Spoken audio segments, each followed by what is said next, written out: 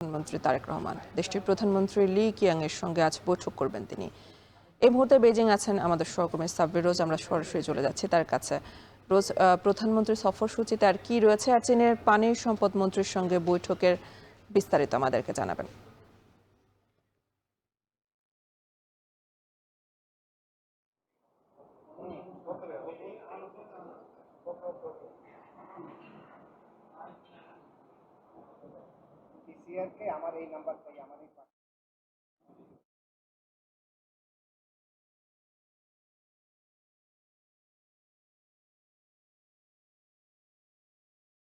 রোজ, আপনি নিশ্চয়ই আমাকে শুনতে পাচ্ছেন?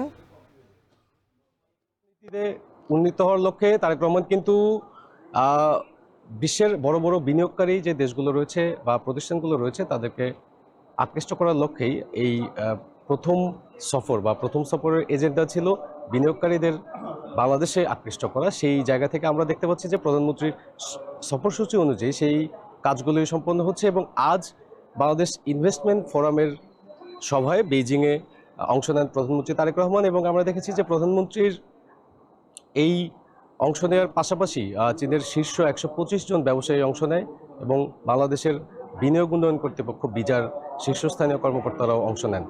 আমরা প্রধানমন্ত্রীর বক্তব্যে শুনেছি, তিনি বলেছেন যে বাংলাদেশে দুইটি শিল্পাঞ্চল মানে চট্টগ্রামের আনোয়ারায় একটি চীনা শিল্পাঞ্চল ও মংলায় একটি শিল্পাঞ্চল গড়ার কিন্তু তিনি ঘোষণা দিয়েছেন। এর পাশাপাশি তিনি এই নির্বাচিত সরকারের যে কর্মপরিকল্পনা, বাংলাদেশ ঘিরে যে উন্নয়ন পরিকল্পনা, সেই বিষয়গুলোকে কিন্তু তিনি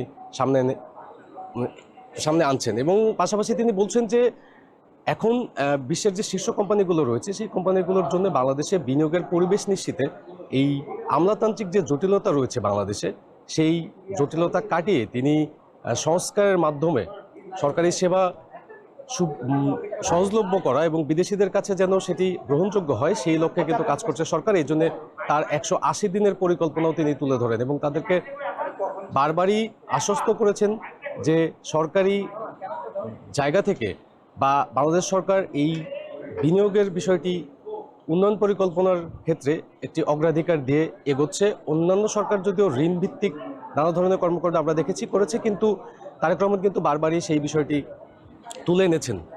এবং এর পাশাপাশি প্রধানমন্ত্রী আর কিছুক্ষণ পরেই চীনের প্রধানমন্ত্রী লি কিয়াংয়ের সঙ্গে একটি বৈঠক করবেন, যেখানে অত্যন্ত গুরুত্বপূর্ণ সব বিষয়গুলো আসবে।